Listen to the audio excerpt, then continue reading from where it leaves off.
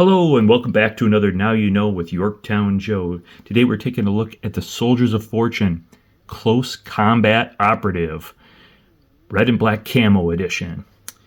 And we've got a few of his associates, some other kit bashes I've got here, and some an Operation Monster Force, just for some comparisons and to check out this guy.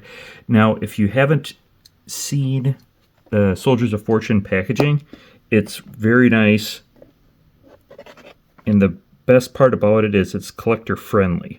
So we're going to show you a quick, got a cross cell in the back, a little bit of information about them, and just fold some tabs here. And the card back slides right out. And you can put that back in when you're done. So we're going to get this guy out of the package without a bunch of crinkly noises, and I'll be right back. Alright, here he is out of the package. You can see the red and black camo pattern there. Comes with an additional portrait, so you can go with a darker skin tone or a lighter skin tone. He also has, looks like he's got a plethora of other gear here. We've got typical blast effects. Got a few different blast effects and a smoke effect, and we'll get out some of these other things as well here. There's a boonie looking hat there, and I'll put that off to the side here for a moment. I'm not sure if you need a boonie and a balaclava, but you know, to each their own. Style choices may vary. It also looks like he comes with an additional armored up helmet. This one, which we've seen something similar to this before with the Delta Red. It's one of the extra Delta Red helmets. So if you like that version, you can do that as well. I think the balaclava looks are pretty good for these guys. Got some all kinds of gear here. Oh, there's a beret. Some shoulder pauldrons there.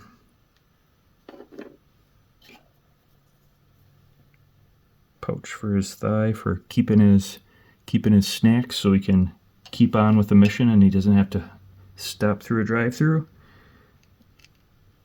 A few different types of grenades. All right, and that was one pack of and got a Stay On Brand Soldiers of Fortune figure stand.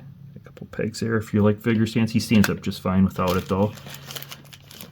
Let's see. And then there's a pack of hands here. Oh my goodness. How many hands are there? There are so many hands. So much other gear as well. There's some type of a SMG. It looks pretty good.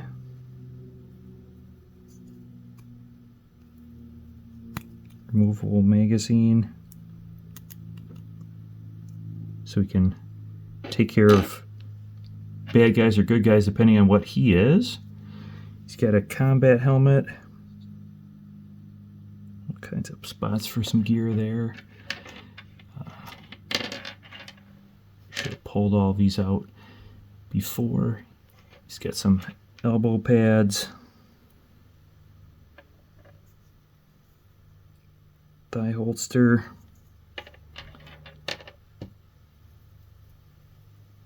More various parts to attach with the helmet. Nice looking sidearm.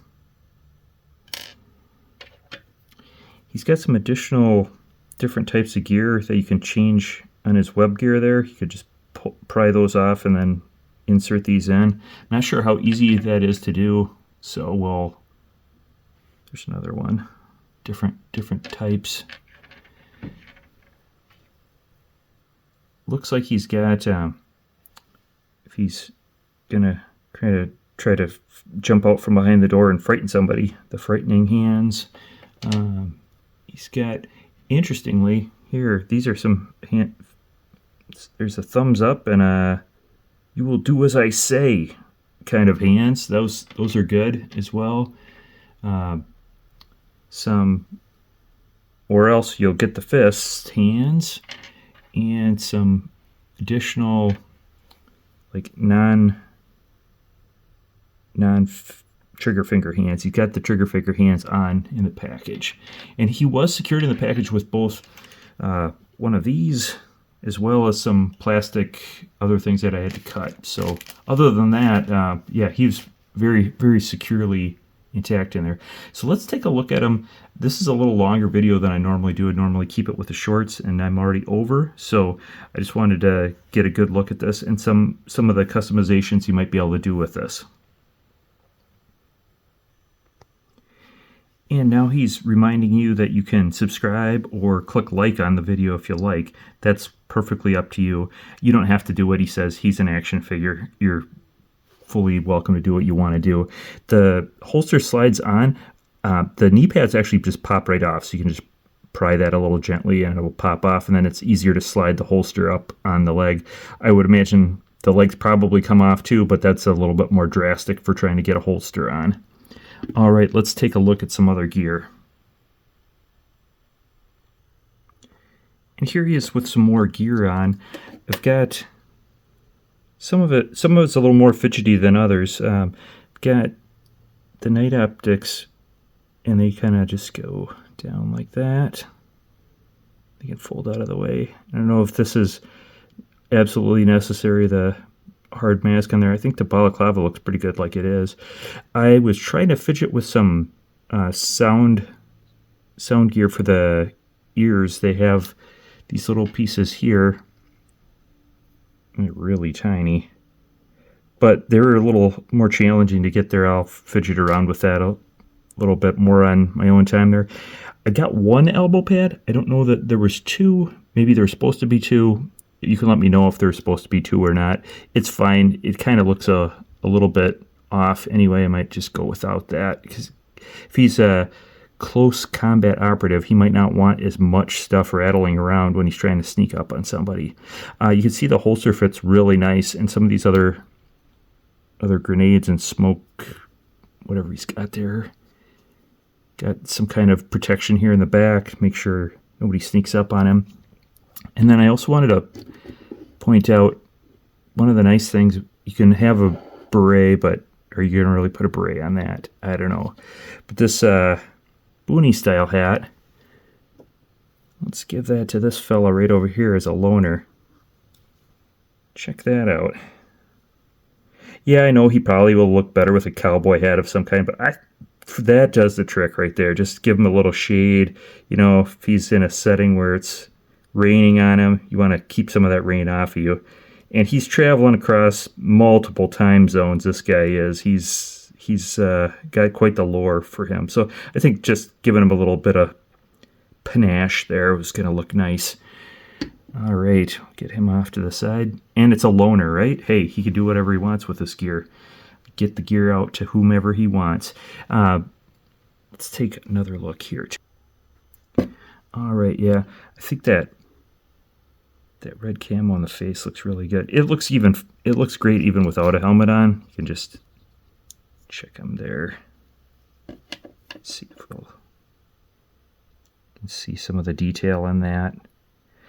And then as you choose to have, you know, if you want to, I suppose you could army build these, but that's somewhat of a pricey proposition. But the heads do just swap on. Sometimes it's good to give them a little heat before you're doing something, especially if you're going to change out like necks or things like that. But I think both of them look great. And what's nice is it's not just a different tone. The pattern is different. Here, let's see if I get that. See the pattern? The camo pattern is actually completely different, and it all coordinates well with the body. But yeah, I think this red and black, or black and red, however you want to say that, camo really pops. I think it looks good. Let me know what you think in the comments below. I think he's a good addition for whoever you want to work him with. If you want to work him with the Soldiers of Fortune, or if you want to work him with some of the other Soldiers of Fortune, or I've got Shatner head over on the blue suit body guy. I've got Adventure Joe over there. His pet is there ready to provide some anti-venom in case Serpenter has some poison darts. You never know. And then our Donner Party there is ready to go out in the rain. He's going to be okay. He's not going to get rain in his nice purple eyes. So what do you think about this? I think it comes with quite a lot of value of different parts, hands, accessories, things like that. I think it could be nicer if it was maybe a little bit less gear and just basic them up and then subtract some money. But I know giving people options is really the way to go, and people really seem to like that. So I'll give a few pictures at the end here, but now you know with Yorktown Joe.